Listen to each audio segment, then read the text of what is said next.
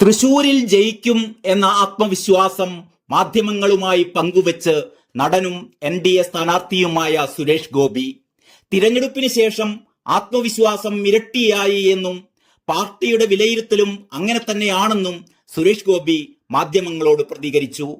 ജനവിധി എന്നത് വളരെ പ്രധാനമാണ്. ജൂൺ 4 വരെ കാത്തിരിക്കാം. ഞാനൊരു ഈശ്വര വിശ്വാസിയാണ്. മുകളിലൊരു ദൈവമുണ്ട്. ആ ദൈവം എന്നെ കാക്കും എന്ന് തന്നെയാണ് വിശ്വസിക്കുന്നത്. ക്രോസ് വോട്ടിങ്ങിനെ സംബന്ധിച്ച് 2019 തിരഞ്ഞെടുപ്പ് ഫലത്തിൽ നിന്നും ജനങ്ങൾക്ക് ഒരു തിരിച്ചറിവുണ്ടായിട്ടുണ്ട് എന്നും സുരേഷ് ഗോപി പറഞ്ഞു. ഞാൻ ജയിച്ചാൽ ഉണ്ടാകുന്ന ഗുണങ്ങൾ മാത്രമാണ് വോട്ടർമാരോട് പറഞ്ഞത്.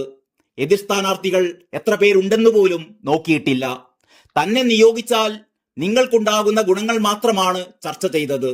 ഇത് അവരുടെ ചിന്തയ്ക്ക് കാരണമായെങ്കിൽ ജയിക്കും. MP ആകാനാണ് വന്നിരിക്കുന്നത്. MP ആയാൽ കേന്ദ്രമന്ത്രിയേക്കാൾ മികച്ച രീതിയിൽ വർക്ക് ചെയ്യാനുള്ള അന്തരീക്ഷം തന്റെ പാർട്ടിക്കുണ്ട്. തന്റെ സമ്പാദ്യം മുഴുവൻ തൊഴിലിൽ നിന്നാണ്, രാഷ്ട്രീയത്തിൽ നിന്ന് ഒട്ടുമില്ല. ഒരു മന്ത്രിയാകണമെന്നില്ല, അതിന് പല സമവാക്യങ്ങളുമുണ്ട്. അതിനല്ല താൻ വന്നിരിക്കുന്നത്. തന്റെ ആവശ്യം പ്രധാനമന്ത്രിയോടും രാജ്യരക്ഷാ മന്ത്രിയോടും ഗൃഹമന്ത്രിയോടും പറഞ്ഞിട്ടുണ്ട്. ഇനി ഒരു 2 വർഷത്തേക്ക് തന്നെ സിനിമയിൽ അഭിനയിപ്പിക്കാൻ വിടണമെന്ന് നേതൃത്വത്തോട് പറഞ്ഞിട്ടുണ്ട്.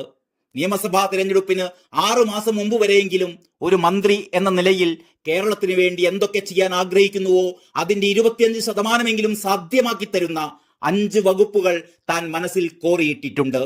ആ 5 വകുപ്പ് മന്ത്രിമാരെ ചൊൽപ്പടിക്ക് വിട്ടുതരണമെന്ന് ആവശ്യപ്പെട്ടിട്ടുണ്ട്.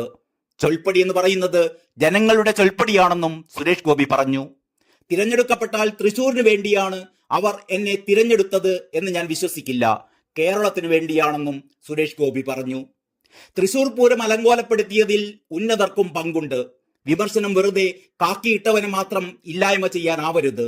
അവർ നിർദ്ദേശങ്ങളാണ് അനുസരിക്കുന്നത്. ജനാധിപത്യത്തിൽ രാഷ്ട്രീയക്കാർ മാത്രം പോരാ ജനപക്ഷത്ത് എന്നും ഉദ്യോഗസ്ഥരും വേണമെന്നും സുരേഷ് ഗോപി പറഞ്ഞു. കരുവന്നൂരിലടക്കം ഈ ഇടപെടൽ ഉണ്ടായിട്ടുണ്ടെന്നും സുരേഷ് ഗോപി വ്യക്തമാക്കി. കേരളത്തിൽ അതിശക്തമായ പോരാട്ടത്തിന് സാക്ഷ്യം വഹിച്ച മണ്ഡലമാണ് തൃശൂർ. കനത്ത പോളിംഗ് ആണ് മണ്ഡലത്തിൽ രേഖപ്പെടുത്തിയത്. 72.2%.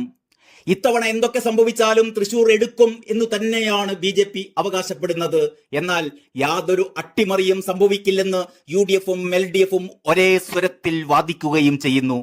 അതേസമയം അവസാന നിമിഷം ക്രോസ് വോട്ടിംഗ് നടത്തിയെന്ന ആരോപണങ്ങൾ ഉയരുന്നുണ്ട്. BJPക്ക് CPM ക്രോസ് വോട്ട് നടത്തിയെന്നാണ് മണ്ഡലത്തിലെ UDF സ്ഥാനാർത്ഥിയായ K മുരളീധരന്റെ ആരോപണം.